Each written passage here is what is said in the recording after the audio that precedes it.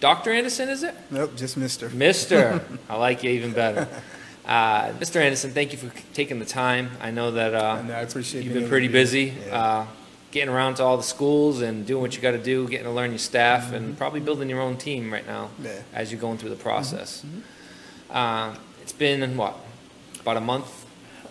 July 1st was the first official day. I'm saying, yeah, for you, but I'm saying your job, the school year in general. Yeah, just about a month, a little over a month. Your job is a 365 job. It's not a teacher or student job, as we all know. I'm just going by the new school year. Most parents, most viewers view the school year September to July.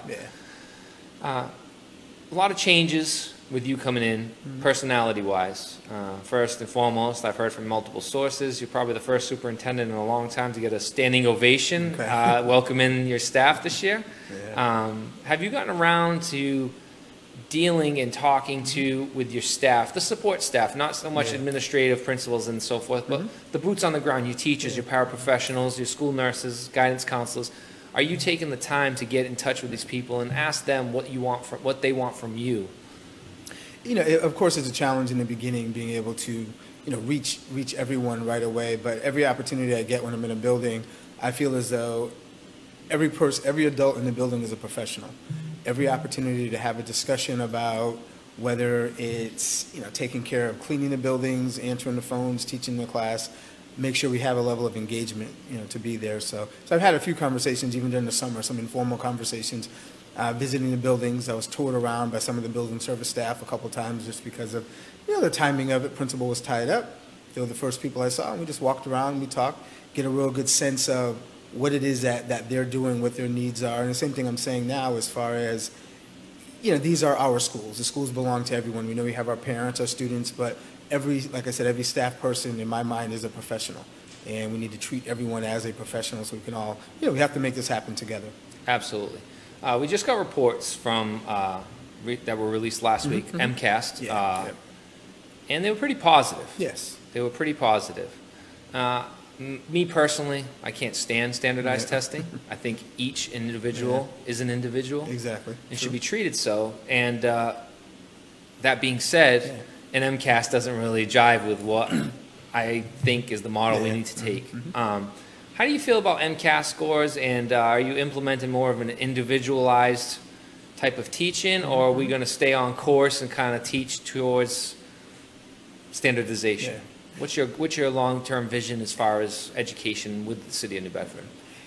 First, I think that we have to make sure we're taking each child, each student from where they are to see that level of growth and increase. We know that MCAS, in my mind, it's a data point along the way. It can't be the end-all, be-all. We can't be teaching to a test. We understand what the skills are. We know that it's an important data point, and we want to make sure we continue to do well and continue to have that growth. But I also look at we should be shooting beyond that. When we think about, for the high school level, the advanced placement scores, we have 18 advanced placement classes at the high school. Students take the SAT, they take the ACT, PSAT. So those should be data points along the way. So when we look at MCAS, it should be a given that we're going to do well as we continue to approach that. So when you mentioned about individualized learning, we talk about personalized learning. There's a lot of work with that, with socio-emotional learning and a lot of initiatives that the state, is working on and sharing with us. I don't believe we can't work with just trends and those things that cycle through. Good education is good education. I mean, in terms of good teaching is good teaching. If we equip our teachers with those skills, support them, make sure that we're listening to their voice and seeing what's really taking place in the classroom, that's how we tackle, all those other things that need to be done. Also seeing that, we have to have a curriculum that needs to be pretty standard, but it doesn't mean we're so lockstep that people can't use their creativity. And as a teacher, I had that opportunity. I want to make sure our teachers are still being able to do, some of those things. Where I taught English, and we use music and art, forms, everything I could think of. I say everything's a teachable moment. Have students in there, break them into small groups, put them in the hall to do a little bit of independent work and those type of things. But again, there is that structure, and just kind of moving our mindset as far as how do we do that and feel safe about doing it where things aren't out of control. I like that. I mean, you're hiring individuals when you're hiring your teachers, and each and every person brings a different skill when it comes to the the game of teaching. You know, you got your forwards, you got your, you know, we'll equate it to a sport. Exactly. Everybody's strength is different. You know, some are better at defense in a basketball game, others are shooters, others are passers. And to allow them to still play basketball per se, but yet play to their strength, I mean, is a great thing. And that's where I kind of lose the standardization, and the same can correlate with the students. Each student brings a strength. And if you can work that strength towards whatever subject they're learning, that's why, like you said, the singing and all that stuff, you know, it's something that I think needs to take place more now. And I think we maximize those opportunities. So, for example, everyone has, whether it's an iPhone or whatever they are, so everyone has a phone for the most part. We need to embrace that a little bit more, that level of creativity that we can pull into the classroom. Again, I always have to qualify, because it's, yes, there have to be some rules, there have to be those things. But if students are used to doing that, how can we take those and maximize it? How do we pull more of the technology that we have access to into the classroom? You know, the same thing we talk about, you know, use the analogy about basketball. Well, the game is, you're still 2 points, it's still a basket. You know, they moved it back a while ago, so you have 3 points. None of that really changes. The rules are still the rules. However, you have to adjust, and you train our staff. We work with it to get to enjoy the new part of the game that kind of exists. So what you're trying to do is take care of two problems at once. The problem of taking kids' phones away all day and actually utilizing them for something positive other than Snapchat. Exactly, because the whole thing is, if we don't have to take them and we can utilize it as an educational tool, you know, that's good. Some may not be, you know, they're not quite there yet in understanding that you can't do Snapchat in class. Yeah. But on the other side of it is, I bet you, and I know we have more students that are inclined to do exactly what we ask them to do. You know, they're there as long as we're engaging them and really supporting their own thinking and that level of creativity when they can see, okay, I can buy into this. And I think that's how we really move and continue, you know, growing as a district. Excellent, excellent. Now, with the continue with this standardization and moving along, I took a trip over to Alma the other day, and I was thoroughly impressed with that school. I truly was. They have a good operation there, and I did see a lot of different tools in teaching. Yeah. Would you ever say, hey, Will, I want to go check out your operation over there, and maybe, you know, it's good, I mean, no matter what career field you're in, to go see other people and how they're doing it, and say, hey, maybe I can learn from you, and now he goes to your school, we can learn from that as well. You know, are you establishing that role with these charter schools? Because I bring up charter schools because I have to. Right now, it's like a big thing. You know, we talked pre-show a little bit where, you know, funding and whatnot, and we'll get to that as well, the funding aspect of it.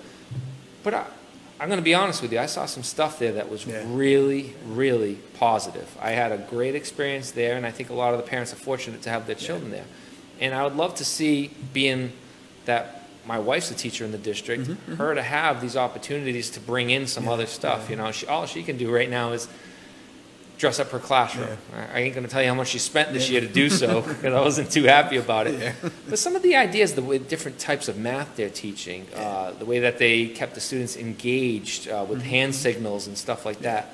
Something that maybe a quick trip out to see Will out there, maybe, you know. So, well, give you a quick piece of background. So when I left from being a principal in Maryland, I went to Chicago to open a charter school. So we're there for a couple of years and got a full understanding of how that whole, you know, of how that world works. Excellent. And then, you know, came back to the East Coast, to the DC area, or into DC to be an assistant superintendent. Then, you know, going to Randolph and then coming here. I share that because I do have an understanding of how that relationship works. So I've already visited Alma Global, you know, to get things started. I've had a couple of meetings with them. We had a meeting the 26th of September where we hosted all of the city educational organizations, so to speak. So the charter schools, private schools, independent, whoever exists here. And then we had representatives from my office. So it wasn't, you know, a New Bedford Public School meeting, but a meeting how we could kind of work together and see what are those next steps. Excellent. Now, going into, you know, using Alma as an example, I've seen, you know, the time I was there, I saw some good things taking place. But I can also guarantee you that if I get people to come into our, you know, 18, 19 elementary schools, we'll see equal the level of instruction and the type of math, the level of engagement and the critical and analytical thinking skills that go along there. We have a great set of teachers that are willing to be, I don't call it thinking outside of the box, because when the teacher's in the classroom every day, they're going to do whatever they need to do to be able to reach that student. Absolutely. However, I do need to do a better job as we're working on this. How can we support our teachers to be more creative? What can we supply to them? And we're thinking about some of the basics as far as technology. There are these headsets that we had, and I played around with the other day to see how many of those can we get for our students so they can be in there and see a virtual world and bring the science and, the marine life to them, versus, we have to lose class time and go on all these field trips and do those type of things, which is still important, and we can factor that in there. But on a daily basis, being able to do some of those things. So that level of creativity that we're able to see at those charters, we are able to, it's not even replicate it. I think a lot of our schools have been doing it. We need to do a better job at being able to expose and share that that's what's taking place in our classrooms. Excellent, excellent. To continue the non-traditional learning aspect of the conversation, I'm a huge advocate of vocational training. Okay. I do not think it should just be limited to New Bedford Voc. I do remember there was a time in New Bedford where they were doing wood shop and all that other stuff. Is that a priority to you, to teach some people some real life skills, and offer different stuff than what's just offered now, the space, the math, the sciences, but let's get into, small time engineering type stuff, electrical engineering. There's small little stuff you can already start learning at a young age where, it'll actually get the child advanced in looking into his real future. I mean, if we think about, some of those things, as a child, I like to play with Legos. And we think about we're not realizing that there's a level of engineering that's taking place, and you're putting all this stuff together, and you're working with your hands, and you're incorporating your, again, the critical thinking skills and math, and when you're having to work with a partner and negotiating how you can have one piece versus this piece and those type of things. Those are the aspects of what takes place now in our buildings. And again, just enhancing that and making sure we're a little less, doesn't mean the standards get lower. In my mind, the standards actually can go up. Absolutely. But to make sure that level of rigidity as far as what's lockstep, and really take a moment with our teachers, because it's hard to do professional development once school is started. And that's where the disadvantage is, because, all teachers, those that are performing at a higher level and those that are still kind of building their skills, no one likes to be out of their classroom during the school year. And you mentioned your wife as a teacher, and I think if you say, yes, professional development is great, but once we've started the year. So we're going to figure out a way, how do we better incorporate that, during the year, when there's times when, teachers, it's a long day. And I know that at heart we want to do everything we can for our students, but I have to make sure we're taking care of our adults too. Otherwise, if we're not able to do that, that new way of thinking that we're trying to put out there, it's not going to translate, it's not going to transfer to our students. That's a great segue, because I was actually going to ask you about that. What are you doing to keep the good morale going right now? And you kind of just touched upon it. You go to the private sector and you look at these companies, when they're hitting quarterly sales reports and it's looking good, what do? They do dinners, they do some catering, or they do, gosh, I've been with my buddy, he took his whole team out, paintball, and it's a team building thing. It shows appreciation. Exactly. I know in a Strat district, we can't go out and just spend 10 grand on some paintballs, but are you thinking of ways to maintain this morale? Because it does trickle down into the classroom. My most immediate impact is the interactions I'm able to have with the principals. So when you visit buildings and just being an open person, I mean, I'm going to be a real person. I'm going to be who I am. It is a little bit of a challenge because, those private companies have private money. We have public money, and I got to make sure, hey, we're doing right by our funding and those type of things. But really just building those relationships with our principals and just being accessible and being honest when I have the opportunity to be in those buildings. And you can't just tell people, well, trust me, and this is what we're going to do. You have to live by that. And, you got to show it. And I think that opportunity of really having those informal visits of when I come in, although I call them informal, we're still looking at what's going on for real, but allowing feedback and having that real two-way communication. I think just, making sure there's a level of respect. Absolutely. Past couple of years, we've come across some ugly videos that made it on social media, kids acting out in classrooms. Okay. I've talked to a few educators who don't feel like kids are getting disciplined when they should. Okay. There's been times where stuff's supposedly been squashed to keep it out of the public's eyes. Yeah. What's your approach on discipline that differs from the past administration that you know of? Or are you just going to keep going in the direction that you're going, or do you want to implement a different, because I'm also a firm believer in discipline. Everybody's accountable for their actions. And you should learn that from a young age. And unfortunately, we're in an urban city where some people don't have that accountability instilled in them at a young age. And they need it in the schools. Again, it comes to having that open dialogue, being clear about what the expectations are, being clear about, we can use a nice, say expectations, but what are the rules and what are the consequences? So there's never an appropriate time for you to put your hands on someone else. We think of something as basic as that. It's going to range from, a 6-year-old to an 18-year-old as far as what's the level of severity of the situation and what's the consequence that needs to be meted out. But for me, there has to be one. And I'm going to support our staff in terms of there are things we can do to minimize, to be preventative, and there are consequences for the action.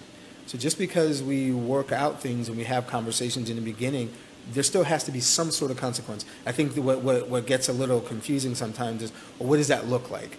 A suspension is not always an answer to a problem. Community service may be instead. Or having a discussion for some, that's all they need. So I think really giving a little bit more time to what's the teachable moment? What are we trying to teach that individual? But also making it clear that these are the rules, these are the expectations. So before we get to that point of having to give out that consequence, are we taking the time on the front end so that way students are very clear about this is the possibility, what can happen? Making sure parents are very clear, I'm not going to allow for a small number of individuals to disrupt the learning and the education of several others. So it doesn't mean we're going to take and, throw people away. That's not what I'm saying. But we cannot have it where the masses that are here and they're committed to our school system, they're confident in the education that they're getting, to have those type of disruptions, interrupt the educational process. Excellent. So it goes back to what I was talking about earlier, is treating them all as individuals. Exactly. Exactly. Everybody's got a different plan. Yeah, but there are, we can do there that. Exactly. There are definitely steps that needed to be taken. Yeah. I don't want people thinking that, well, every situation is going to be a case by case. When this is the infraction, that's the rule. We can talk about it, but you got to have a real good reason why that consequence shouldn't come out. So excellent. Funding. Funding is an issue. You come from other districts. Yeah. How does New Bedford's funding compare to other districts?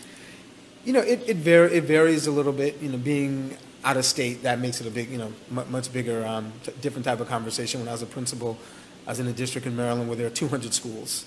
So the funding is a little bit different. I was in a building where, we benefited a little bit because of, the population we had, some of the needs and some of those things. So we were able to get a little bit more than some of the other schools that may have been a little bit more affluent, less challenges in some ways and those type of things. So coming here and we talk about, and I'll be honest, still trying to figure out, learning all the ins and outs of the net school spending formula and the charter formula and those type of things. So I'm paying a lot of attention to see how that works. But I do know the budget that we have, making sure that we're using it, being very responsible with it. We can always say there's always a limit to the budget that has been allocated to us. I look at, what exactly are we doing with it? What are our priorities within that budget? How am I going to go next year? So as we're looking at things now, I'm already thinking about, okay, what do we need for next year? Evaluating how well we are using that budget right now when we talk about professional development, social-emotional learning, individualized education, all of those pieces. How do we maximize that right now, and what do we need more of, if any, for next year? So the formula piece is one thing that we need to look at, yes. But I need to be able to go into that conversation knowing exactly what we need versus, well, the formula needs to be changed because we need more money. That could very well be true. But I want to be more informed to say we need more money specifically for these items in these areas to make sure the overall system is growing. To continue on that topic, what are some of the things that you actually see that you need already for next year that you're like, hey, I've dealt with this in the past. I want to bring this here. I know we're going to need to spend some money to do so. But I'm sure already you have some things in mind. What are some things you touched upon virtual reality, you touched upon using technology, phones, iPads, et cetera, that kids are walking around with every day. But is there something in particular that you want to move towards that can move the New Bedford schools onto the next level, and you might be actually thinking outside of the box like we've termed a couple times here? Is there something specific that you see right now that you actually want to implement in New Bedford? You know, I'm still learning. You know, it's been, you know, hasn't been that long. Like we said, only a month that school has been open, so I can get a sense of what's, not even a sense of, I can see exactly what's taking place. So I can't say what we need more money for just yet, but I do know that a priority for me is making sure that the level of professional development and using technology in a way that will continue to engage. It'll engage students, but also rejuvenate some of our staff and our adults to make them more excited about it, which will definitely make our students more excited about it. So when we look at how have we outfitted some of our classrooms. So along with that, we talk about technology, but I think what's been forgotten in some years is we don't think about how are we supporting our staff to be able to live that out with our students. So if anything, that would be an area that we definitely need to, you know, stay on top of and looking at that, and also continuing to work with the MSBA to see about a lot of some of our buildings that, you know, we've been upgrading over the last few years and continuing in that process. So now that's a process that's always going to cost a little bit of money just because it's, you know, those are some infrastructure is exactly costly. Exactly. You are fortunate enough to move into a district that has quite a few newer buildings. A few. You know, we do still have plenty of old ones. You know, the old heating and brick walls like we're in right now. I like the old buildings. A lot of character. There's a lot to them. So. Oh gosh, this is amazing. I wish I had this wall in my house. Yeah. The viewers can't look at it because I got a green screen behind me, but this isn't real. We have like the old mill brick, old school look, and I'm a fan of it myself. Speaking of infrastructure, how your commute every day? Yeah. How far is it? It's about roughly to get to. It takes me about 45, 50 minutes. Ever thinking about moving down to this nice, wonderful area? No, we have. You know, and the thing is, like I told her, I have twin boys that are seniors who are going through the college process right now. You know, they play baseball, so that's an option, which is really good. And I have a daughter that's 13 in 8th grade, so we're. That's the hardest part of the move, huh? It's the kids. Well, and please, I have to remind people sometimes. Well, we moved here from Maryland too, so I've kind of uprooted them. So I'm thinking, you know, we'll take care of things. Just need people, you know, just be a little patient. I'm going to be here. We're going to, you know, I'll still be where I need to be involved in the community events and those type of things. So. Excellent. Speaking of community events, I'd like to bring up a topic that's controversial sometimes people think of, and that as far as advertising in schools and generating money through schools. A lot of districts throughout the country have already done stuff like that. We don't do any of that here in New Bedford. Not that I believe. I mean, you got like a scoreboard that has, you know, I see what you're saying. customer, Yeah. but bigger improvements and, you know, set amounts yearly, like adopt a highway, adopt a school. Yeah. Is that something that, you know, you believe in? I'm sure you haven't thought about it yet, but now that we're discussing the topic, it's something that we could use to generate more funds. Is that something that you would be all for, you know, as long as there was no strings attached? Well, of course. You know, I think, again, in some systems there, you have the opportunity for sponsorship and those type of things. As, you know, we had lots of cell towers in Maryland, so for each carrier that was on a tower, there was a certain amount of money that went to the school system and those type of things. Now, I believe that everything deserves a conversation to try to see, you know, to see what's there. You know, I'd have to look to see what not just our school committee policies, but what the local laws are, you know, for, absolutely, you know, for those type of things. But, you know, I think initially, why not have a discussion about it to see how it can benefit the school system? You promised me a half hour. We got about 2 minutes left. No. We've touched upon quite a few things. I'm actually pretty happy, and it's went pretty smoothly and fast. Is there anything that you want to discuss in the next 2 minutes or so, or you want to tell the viewers about yourself, about what your goal is, and about maybe just getting in touch with you and giving ideas, whatever? You know, the mic's yours. Let us know, let the viewers know exactly what you want to get across. You know, one thing is, definitely appreciate having the opportunity to come in here and share some thoughts and ideas. You know, there's a lot of, I believe that, you know, what we do every day in education is too important, you know, to play games. Our students don't get any of that time back that might be lost in class. And so when we reach out to try to really have a partnership, building, or just, I'm not even say building, enhancing, you know, the communication or the bridge between our families and our schools to make sure, I need to make sure that our parents have that level of comfort and understanding about what it is that's taking place every day in our schools. We can talk about competition between independents and charters and parochials. I feel as though if we're all working toward the common good, we can have that level of discussion. Had a meeting this morning, and my team knows who I preferred to win the game last night, so we can still exist and have all those discussions about you talk about the Red Sox and the Yankees, and how can we have a conversation about moving forward when you have people in a room that we know where their mindset's a little bit different. I'm thinking, but we can bring everybody together. We talk about education as being, the centerpiece or the central point of the city. And the better we do from an educational outreach component, I think we bring individuals in the city together. In my mind, everything that I do is on the benefit of New Bedford Public Schools. And we want to work with our colleagues and do everything else. But I think really making and empowering our teachers and empowering our parents when we have that voice. And in the end, in closing, just to make sure that our students can articulate every day what they did. I want them to be able to go home and have those conversations where they can say, you know what, this is exactly what I did today. I have that hard time. I got a kindergartner. I'm like, Bray, what'd you learn today? I don't know. I'm like, dude, come on. You've got to do something. Well, see, then we can work with our parents to figure out, well, what questions are you asking? Absolutely. Because even as a parent, I stopped asking, so what'd you do today? It's, I was in a seminar in this workshop before, and they said, ask something specific. Even if it starts with, so what did you have for lunch? What did Miss So-and-so say about, even about their clothes that they had on? Any type of in that we can get for our students to start sharing a little bit more about their day is going to make them feel a little bit more empowered, to give a little bit, give that little extra while they're there. Excellent. Mr. Anderson, thank you very much. Ravens fan? No? All right. I was going to say, they're actually having a good year this year. Yeah, I know. I should pick them instead. All right. Who's your team? The Cowboys. I won't hold it against you. You seem like a nice enough guy. You're already in enough pain, man. You don't need to worry about football. Thank you, everybody, for tuning in. Thank you, everybody, Mr. Mata and everybody that made this happen. I'd love to have you back whenever there's stuff that you want to push out and be more of an open book. It seems like you're the type of guy that wants to do that and have an open line of communication with your staff and parents and taxpayers. Because there are concerned taxpayers that don't have any students in the schools but really want to see them succeed. I mean, it is a reflection of our community. You're more than welcome to come back. Give us a call, have whoever give us a call, and we'll make sure it happens.